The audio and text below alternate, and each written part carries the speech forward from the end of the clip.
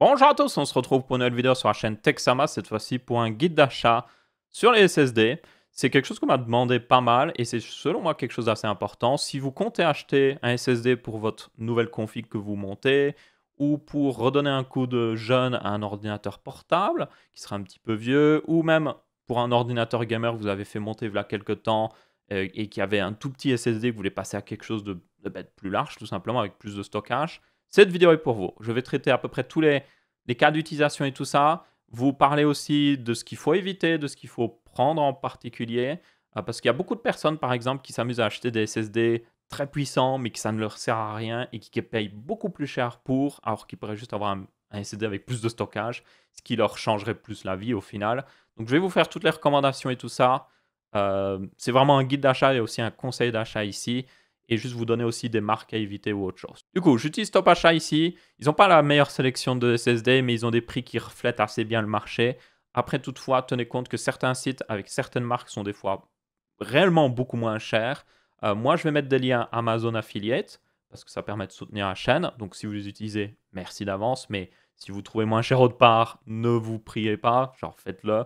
Prenez-le, vraiment, c'est le moins cher. Évitez toutefois les sites chinois pour les SSD parce que il y a souvent de la contrefaçon avec. Donc, juste prenez sur un site authentique, genre vraiment européen ou en tout cas occidental, parce que je peux vous jurer que voilà, il y a des pièges là-dessus.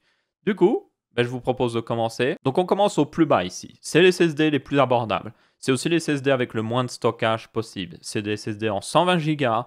Vous les trouverez pour une vingtaine d'euros. C'est vraiment pas cher par rapport à quelques années d'ailleurs. C'est juste parfait si vous voulez vite fait. Si vous avez un vieil ordi portable, vous n'avez pas envie de mettre beaucoup d'argent dedans pour lui redonner un coup de jeune, c'est parfait pour ça. Vous mettez juste Windows dessus, quelques programmes d'édition de texte, et vous pouvez le passer à vos parents, par exemple, pour qu'ils fassent leur taxes ou je ne sais quoi, ou même à votre grand-mère pour qu'elle puisse regarder des vidéos YouTube. Je leur recommande d'ailleurs de regarder la chaîne Texama. Non, probablement pas en réalité. Du coup, ça c'est juste parfait pour ce genre de cas d'utilisation. C'est aussi parfait si vous n'avez pas de SSD encore sur un ordinateur fixe. Juste voilà. C'est le strict minimum. Toutefois, vous aurez juste la place pour mettre Windows, quelques programmes à côté, pas commencer à mettre 300 000 jeux. Ça, c'est sûr et certain. Mais ils sont vraiment pas chers et c'est ça qui est bien. Donc là, mon choix le plus intéressant selon moi, c'est les SSD de Crucial. Vous avez le BX 500 en 120 Go. C'est un excellent SSD. Très bonne marque derrière, très bonne garantie. 28 euros, on ne se trompe pas. Vous avez toutefois moins cher et il faut quand même en tenir compte. Donc, notamment, vous avez le PNI CS 900 et il y en a peut-être d'autres marques qui seront encore moins chères sur d'autres sites. Euh, Vous pouvez les prendre si vraiment vous êtes serré niveau budget, et voilà, mais voilà, faites attention. D'ailleurs, une autre utilisation pour ces SSD, ce serait aussi de mettre Linux dessus. Donc, vous pourriez le mettre en plus par rapport à vos autres SSD, votre autre SSD dans votre PC, et juste mettre Linux dessus, et puis profiter de Linux comme ça. On fera une vidéo dans le futur là-dessus. Enfin bref, du coup, prochain choix logique, c'est de passer à un plus grand stockage. D'ailleurs, jusqu'à maintenant, vous devez voir que, alors il y a différents formats de SSD, et je vais en parler justement, parce que ça c'est important. Ça, tous les SSD que vous voyez là, tous les rectangles, les grands rectangles, c'est des SSD 2,5 pouces. C'est la taille standard de tous les disques durs pour un ordinateur portable, mais vous pouvez aussi les installer sans aucun problème dans un ordinateur fixe. C'est vraiment le format le plus pratique. N'importe quoi, même pratiquement n'importe quoi, utilise ce format-là. Donc, si vous voulez un SSD qui passe à coup sûr dans votre ordi portable ou autre chose, c'est celui que vous devez prendre. Parce que ce sera pratiquement sûr que ça passera. Pour l'ordinateur fixe aussi. Et il fonctionnera aussi même avec des très vieux PC parce qu'il utilise une interface SATA qui est assez vieille, mais qui marche encore très très bien. Et pour information, à peu près tous les SSD SATA ont les mêmes niveaux de performance, donc c'est pas très important aussi.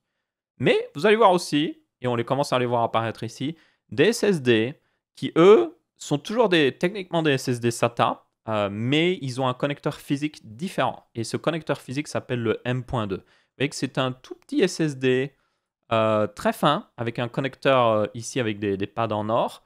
Et ça, ce genre de SSD, c'est celui que vous mettrez dans certains ordinateurs portables. Donc faites attention si vous achetez pas un ordi portable. Peut-être que votre ordi portable utilise ce genre de SSD. Il suffit de vérifier en l'ouvrant ou en tout cas en regardant peut-être des vidéos en ligne de votre ordi en particulier. Pour les ordinateurs fixes, par contre, c'est sûr et certain que vous pouvez mettre un SSD traditionnel.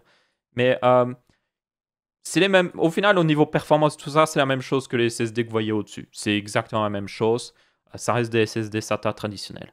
Plus tard, on le verra en bas, nous aurons toutefois d'autres SSD qui existent et c'est des SSD NVMe. Et les NVMe, eux, utilisent aussi un connecteur physique M.2, mais ils sont légèrement différents et ils sont surtout beaucoup plus performants. Toutefois, j'en parlerai après et vous verrez que ce n'est pas forcément ce qui vous intéressera. Ok, donc prochain choix logique, 240 Go. Ça semble logique. Hein. C'est pratiquement 2 fois plus cher qu'un SSD 120 Go, mais c'est plutôt rentable au niveau du prix, je trouve. Donc pour une quarantaine d'euros, vous avez par exemple le Western Digital Green qui est excellent. Western Digital a mis un petit peu de temps à arriver dans le marché des SSD, mais c'est une très bonne offre ici. Vraiment pas cher. Mémoire TLC. Je parlerai après de la mémoire, ça va être important. Mais vous n'avez pas besoin de trop vous en préoccuper pour le moment, quoi qu'il arrive. Donc oui, excellent SSD, je le recommande vraiment. Vous avez éventuellement d'autres marques qui pourraient être intéressantes. Ici, par exemple, Topachat n'a pas vraiment des SSD cruciales à bon prix. Ils n'ont pas un BX 250. Non, ce serait 240 Go, il me semble qu'il ferait, ouais. Ils n'ont pas le BX 500 qui sera à cette gamme de prix, mais d'autres sites l'ont probablement. Et il serait probablement genre vers 40 et des euros. Et encore une fois, très bon choix, le BX500 de chez Crucial. Ensuite, on continue de monter en prix, évidemment. On arrive au premier, d'ailleurs, il y a le tout premier SSD NVMe ici. On le voit ici. C'est écrit dans le titre. Normalement, vous voyez que c'est écrit SSD NVMe, alors que là, c'était écrit, par exemple, SSD SATA. Donc, c'est comme ça que vous les reconnaissez. Un autre point pour facilement les reconnaître, c'est que vous voyez que le connecteur est différent. Ici, il y a une petite encoche. Et sur les SSD SATA, vous avez 2 encoches. Donc, comme ça vous permet de les identifier un peu plus rapidement. Du coup, SSD NVMe, vous allez me dire, oh, mais ils sont plus performants, c'est mieux.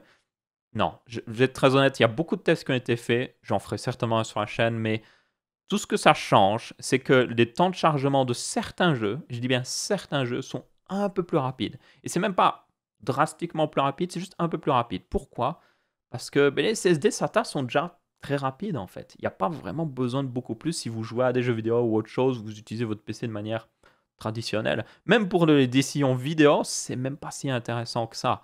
Donc ouais, je vais être très honnête, ce genre de SSD, le seul intérêt pour lequel vous pourriez les acheter, c'est parce que ils peuvent se brancher directement sur la carte mère et que ça prend beaucoup moins de place. Si vous en fichez d'économiser franchement pas beaucoup de place, prenez des SSD SATA. Ils sont moins chers, souvent, pour plus de stockage. J'en montrerai toutefois quelques-uns après de SSD NVMe qui sont très intéressants, mais qui ne sont pas sur Topachat. Mais s'il y en a qui veulent vraiment les acheter, il y en a quelques-uns qui sont vraiment pas mal et qui sont à un prix honnête, genre le même prix qu'un SSD SATA. Enfin bref, dans tous les cas, c'est pas, je peux vous le dire vraiment, si vous comptez juste jouer à des jeux vidéo ou juste utiliser votre PC de manière traditionnelle ou même faire une édition vidéo, les SSD NVMe sont juste trop chers pour rien en plus. Donc prenez un SSD plutôt classique. Donc, prochain choix logique, quoi qu'il arrive, c'est les SSD de 500 Go, plus ou moins. Il y a des fois 480, 512, 500. C'est à peu près la même chose, honnêtement. Là, vous avez pas mal de choix. Encore une fois, mon choix personnel porterait vers le bon vieux, où est-ce qu'il est? Le voilà. Alors, vous avez le Crucial MX500 et le BX500. Normalement, le BX500 est une gamme un peu inférieure au MX. Mais bien, des fois, ça arrive qu'ils sont au même prix. Si vous pouvez prendre le MX, prenez le MX. Mais genre, s'il est au même prix, si le BX est moins cher, prenez juste le BX. Voilà, il n'y a pas d'énorme différence non plus. Et du coup, encore un excellent choix, 70 euros. C'est un peu plus cher que d'autres marques, toutefois. Donc si vous êtes en mode, hey, j'aimerais économiser, il me faut vraiment un maximum de stockage pour le moins cher. Western Digital a encore une fois une bonne gamme. Ils ont les green et les blue. Toutefois, comme vous pouvez voir, les Blue ont légèrement plus de stockage. Ils sont à 500 contre 480. Pas énorme comme différence, mais s'il est au même prix, comme c'est le cas ici, mais ça dépend des sites, prenez le Blue évidemment. Mais si le Green est genre 5 euros moins cher, ça vaut la peine 5 euros d'économie pour 20 gigas perdus. C'est pas grand chose. 5 euros sur un article que vous achetez à 50 euros, c'est quand même c'est 10% du prix quand même. Donc ouais. À vous de voir si vous voulez payer 10% en plus pour 20 Go en plus. Et du coup, maintenant, je vais pouvoir vous parler des SSD NVMe qui, selon moi, sont intéressants. Donc, c'est des SSD que j'avais pu traiter par le passé, en tout cas la version PCI Express 4.0 que j'utilise dans mon PC actuellement. C'est des SSD de Sabrent. c'est une marque américaine, qui font des SSD plutôt intéressants. Après, tenez compte que la plupart des SSD, il y a 3 constructeurs de mémoire pour SSD, donc tous les... Oui, 3 plutôt, comme ça marche mieux. Donc tous les SSD utilisent le même genre de mémoire et le même genre de contrôleur, c'est ce qui contrôle la mémoire. Donc, il n'y a pas vraiment de différence. Mais la grosse différence ici, c'est qu'ils ont des SSD, comme vous pouvez voir, surtout le 512 Go à 84 euros. Et vous avez le 1 Tera à 139 euros. Et c'est des full SSD NVMe, donc ils saturent assez bien, justement, le port, on va dire, M.2 sur votre carte mère. Donc, ils sont juste excellents pour le prix et le niveau de performance que vous aurez. Donc, pour ceux qui en ont vraiment besoin, ou qui ont besoin d'un SSD petit qui rentre dans leur PC, ou qui ont peut-être un PC portable qui accepte ce genre de SSD, c'est un excellent choix pour vous. Et honnêtement, pour le prix, ça vaut largement la peine. Le 2 Tera est un peu cher, par contre. C'est le sweet spot, le prix vraiment où c'est le plus intéressant, c'est vers 1 Tera. Au-dessus, ça devient un petit peu cher, je trouve. Mais bon, excellent SSD. Mais c'est du NVMe. Donc pour ceux qui sont en mode, moi je veux un SSD SATA, ben réjouissez-vous parce qu'il y en a plein, évidemment, pour à peu près la même gamme de prix au final. Donc, alors, c'est là qu'on va faire, je vais devoir faire ma première... parce que jusqu'à maintenant, la plupart des SSD, j'ai juste donné ceux qui étaient les meilleurs, mais au final, il n'y a pas vraiment de mauvais SSD. Bon, il y en a quand même des mauvais, mais ils sont rares. Et là, on va parler d'un vraiment mauvais SSD. Et pour le reconnaître, il faut savoir, j'en ai parlé avant, mais j'ai parlé de mémoire TLC. Donc, tous ces SSD ont de la mémoire dessus, forcément. Et la plupart utilisent de la mémoire TLC. Certains ont de la mémoire TLC 3D, ce qui ne change pas énormément en réalité. Mais voilà, TLC, ça veut dire qu'ils mettent 3 bits de données sur une cellule. Ensuite, maintenant, ils ont introduit, et certaines marques le font, des SSD QLC. Ça veut dire qu'ils ont 4 bits de données sur une cellule. Vous allez me dire, oh, mais c'est meilleur alors. C'est meilleur pour le prix, parce que ça permet de stocker plus sur exactement le même SSD au niveau physique. Mais évidemment, il y a un prix à payer. Et ce prix à payer, c'est les performances, réellement. Genre au point même qu'il y a des tests qui ont été faits. Ce genre de SSD, si vous le surchargez, peut être plus lent qu'un disque dur, c'est pour dire. Et en plus, la durée de vie. Ils ont une moins bonne durée de vie que des SSD TLC traditionnels. Et le pire là-dedans, c'est qu'ils sont vraiment même pas moins chers au final. Vous voyez, 107 euros. Si vous regardez là, Western Digital Blue, 1 Tera, 112 euros. Ça ne vaut pas la peine. Ça ne vaut juste pas la peine. S'ils étaient vraiment moins chers, je dirais encore, allez, ok. Mais non, ils sont pas moins chers, juste ignorez-les. Ils n'existent pas. Pour le moment, en tout cas, en début 2020, les SSD QLC ne sont pas du tout intéressants. Et vérifiez quand même quand vous cherchez un SSD, si vous envoyez un bon prix, vérifiez juste qu'il a de la TLC ou de la MLC. Ça aussi, c'est très bon, mais ils sont très rares. Ils sont même meilleurs que les SSD TLC, mais voilà, juste évitez QLC. Dès que vous voyez QLC, juste courez de l'autre côté. Du coup, vers quoi vous devez courir, justement?